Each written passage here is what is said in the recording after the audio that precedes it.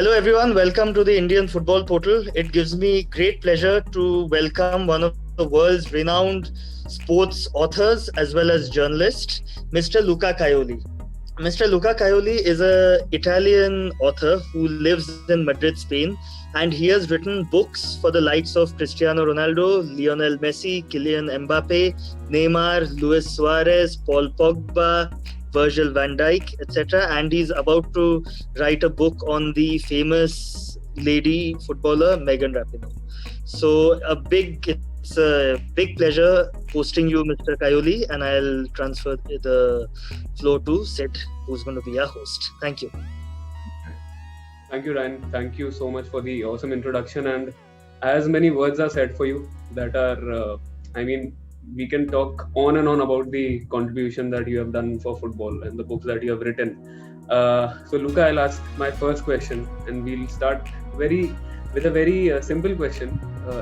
It is, how did you start your journey to write books on footballers? Where did you get the idea? Because when we see a book written on a football player, we are just like, you write so in depth and you're so proper with your research. Where did the idea come from? But it's not my idea. I must be honest about that. Right. I make for Corriere della Sera, that is one of the main newspaper in Italy, two interview, I think, with Ronaldinho, the famous Brazilian. And a friend of mine in Milan, a journalist of Corriere della Sera, told me, there is an editor, a publisher that wants to you write a book about Ronaldinho. Right. You know very well, you follow him in Barcelona, you have done good interview. Right. Can you try?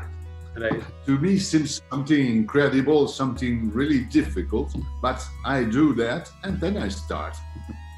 Okay. So was it something that you wanted to do, or was it something that you started to like once you started doing it? In the first time, I think I am not able to do that. And Right. then I start, and I have a big pleasure to make that, Right. to discover a story, to travel in his village where he's born and so on. Mm. And I start really to have a pleasure to make that. Right. Okay. Luca, you started working as a columnist with Marca when you came to Madrid, and you even were a journalist with Sky TG24. Sorry. How was the experience like that in working in Marca and TG24? It's quite different because in Sky I make all things, politics or sport or Right. what's happened in Spain. Okay. I'm a correspondent from Spain. And for Marca it was interesting because I make column of opinion about football, about Spanish football or international football or Italian football, quite different range of things. Right. Okay. And Luca, I'll come to the books that you have written. So I'll be honest with you. I've read Messi, I've read Suarez, I've read Messi versus Ronaldo, and I've read Torres. I've read 4 books, and I've been a big fan since I was in college, which was 10 years back from today. So whenever I used to, and this comes like a fan point of view, whenever I used to read a book, I used to be like, so much research has gone into writing all the basic minute details about life that I was reading Messi recently again to kind of brush off what I had read.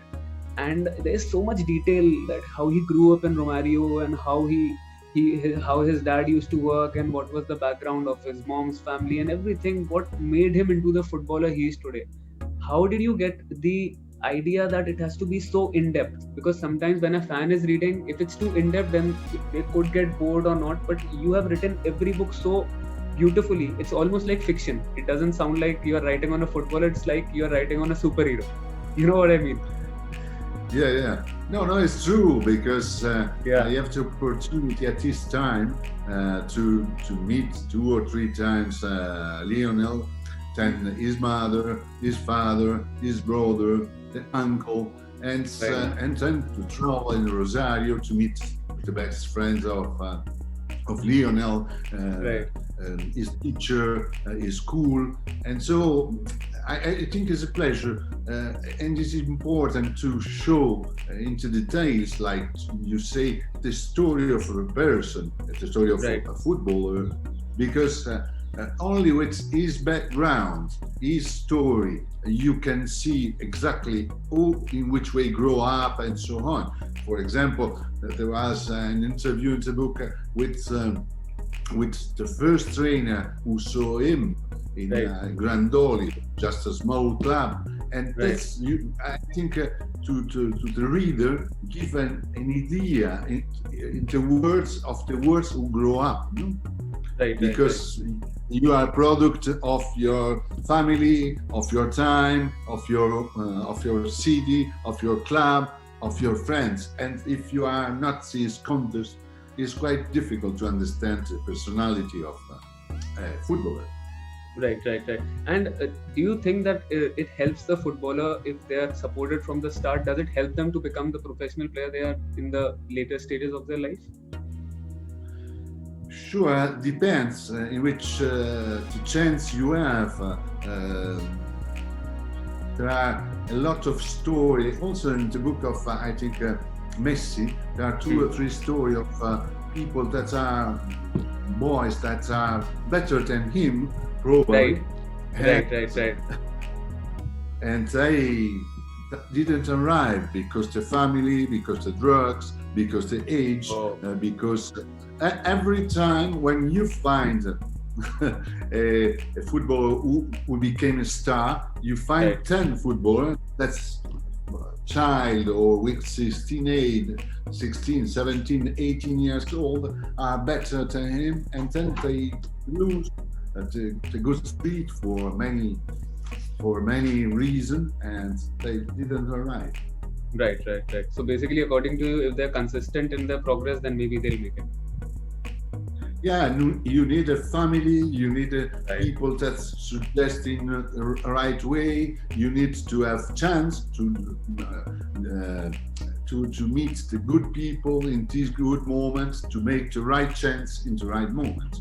Okay, makes sense. Okay, Luca, you have written so many books on footballers. In all the books that you have written, is there a personal favorite? It's a difficult question because is there a favorite? Like you have written books on Messi, Ronaldo, Suarez, Torres. Is there a favorite? It's difficult to choose. I can see that you are still thinking. You're like, no, it's difficult to choose, but depends in which. I think depends in which way you see the footballer, and there are football that's also now I like for the personality. An example.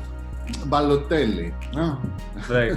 The Italian black one that's now he playing Monza seems 10 years ago seemed to be the champion of the world and didn't arrive.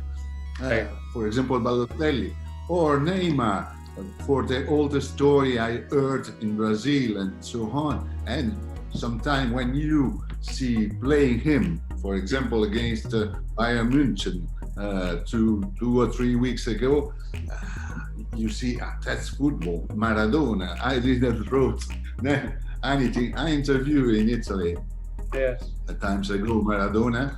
I didn't write nothing about him, but Maradona I like really much.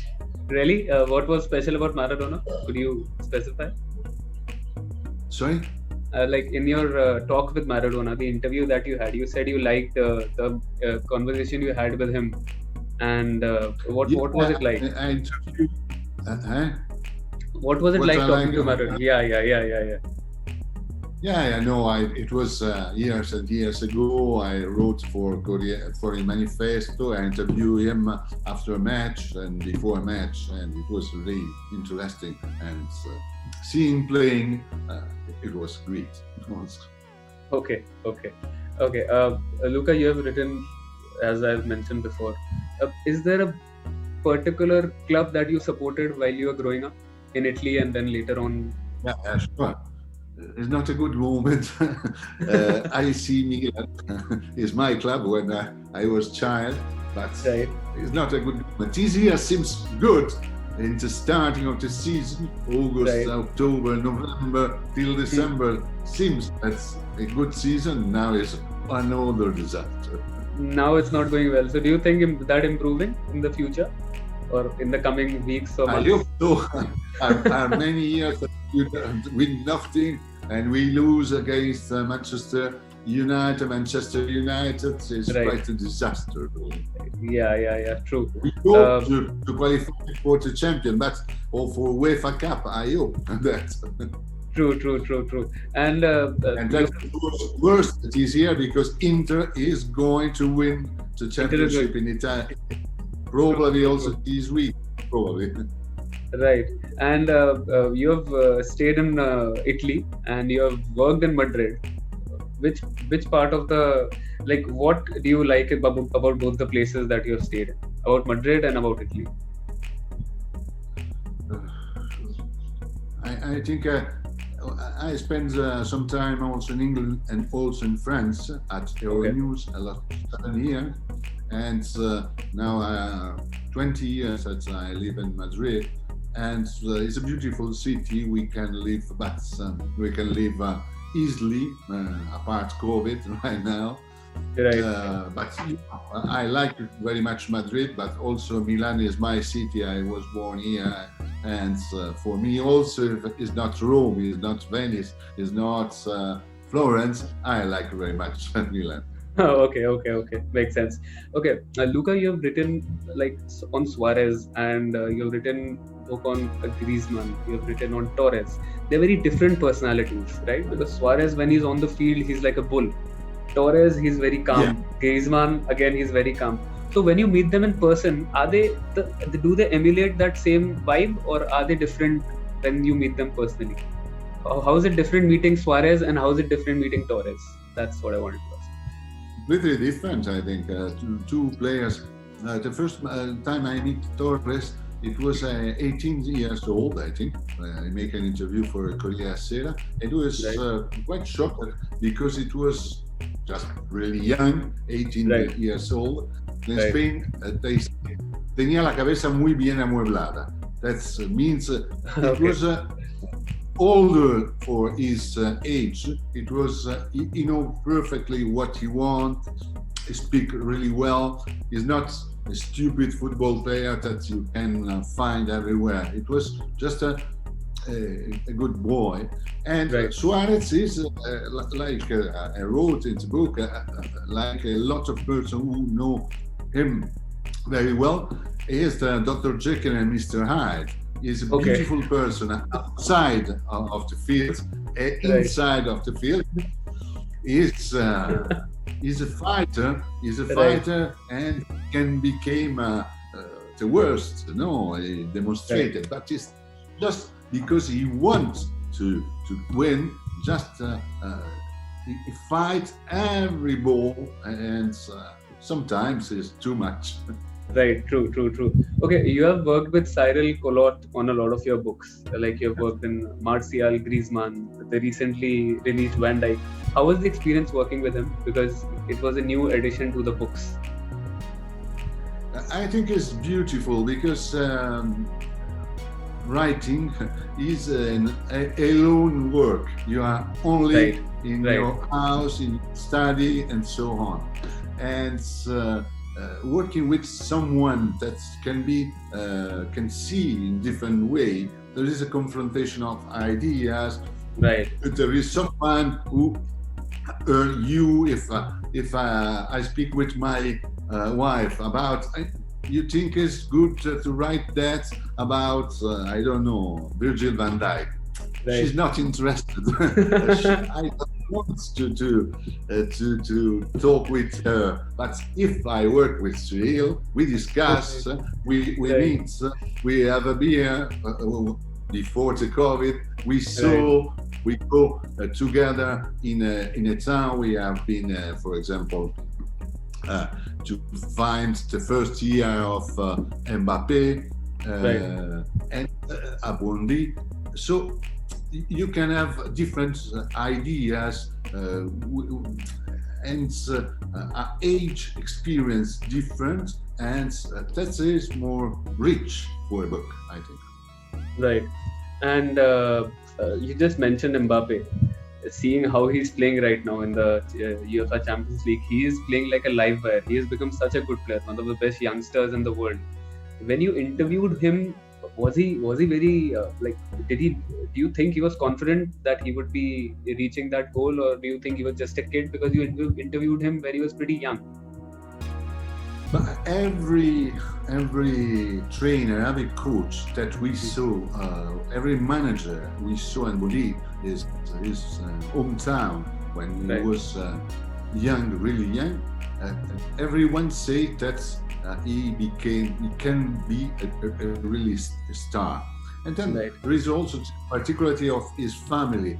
His father was a coach. He was an ancient player of football, and he was coach in the club who grew up Kylian. And his mother also was an handballer, French handballer, and there is also a context of the family that's quite interesting to grow up.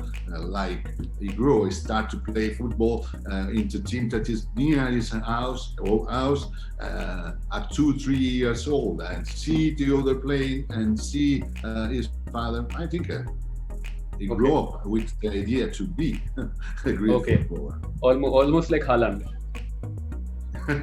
See, right? Like Haaland. Okay. Any see, I style different, but but they're growing up in the same environment. Yes. Okay, so you have written your recent football-related book on Van Dijk. Are there more plans? Are you planning to write more books on footballers now, or because you're working on your own novel? In this moment, no. We have finished Megan Rapinoe, the book. In this moment, I'm writing something really different. That I'm really proud of that. 100 stories, 100 women from 18th century till now that have changed the world of sport. But not only the world of sport, but they have changed the world. Black woman, Jewish woman, women that are really completely broken the law of the men's sport. And so that is what you're working on, right? It's a great pleasure, and I'm trying to rescue a story that's a forgotten woman that have really changed the world in every sport, from football to aviation to tennis and so on. Right. Okay. That's a great initiative, and it is really great when you talk about women empowerment, and it begins right from the 18th century that you're writing on right now. So that's a great news, and we'll be looking forward to that. I'll come back to the books that you have written, because we have read them, and it is almost like a fan moment for us, for the Indian Football Portal, because we have been discussing since you said yes, we have been going gaga over the interview, and we were literally shivering before it started, and we were like, okay, Luca Caioli is on board with us for the interview. So it's really nice of you to say yes, and you are such a humble guy, because usually somebody who has written a book on Messi and Ronaldo and Mbappe and Van Dijk and Suarez, you wouldn't expect him to be so down to earth and so humble. So thank you so much for being humble. I'll ask one last question from my side. You started writing biographies way back, so it's been a long time since you've been writing biographies on footballers, and you have reached a stage where you are world renowned. Everyone knows you. And you are famous for writing biographies. Did you know you would come on this journey? You would come so far away after you started with your first book? Absolutely not. I start to write, and I think it's one or after Ronaldinho. I think I have the idea. It's my idea to write a book about Zidane. It was just after the World Cup of 2006. That's the old story of Zidane, and from that I start to do that, and then became my work. It's quite strange. I I left in part journalism, every day writing a piece or by TV or radio, and I start writing books. And at the end, you prefer, no? Because right. the different work in different time, more relaxed for some time, and so on. Great. Okay. Luca, from my side, I'm done with the questions. Thank you so much. I'll try to get Ryan on the line. Ryan, are you here? Sorry? Yes. I'm trying to get the other guy on the line. Ryan. Yeah. It was an absolute pleasure. I'm just delighted to have heard your entire interview on a one-on-one. And just to show, Sid was talking about how big of a fan we are.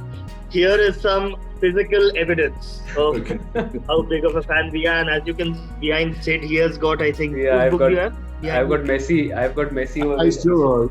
I've got Messi over here. Yeah, I've got Messi over here. And I live in Pune, so I've got Ronaldo, Messi, Suarez over there. So, yeah, so Mr. Caioli, Ryan, I really wish I could get this signed, but I can't because it's a Zoom call. I wish I could get my entire library signed. So it was really nice, Mr. Caioli. Thank you for agreeing for the interview. This is going to be a great moment for the Indian football audience to have seen such a personalized interview from such a world-renowned author.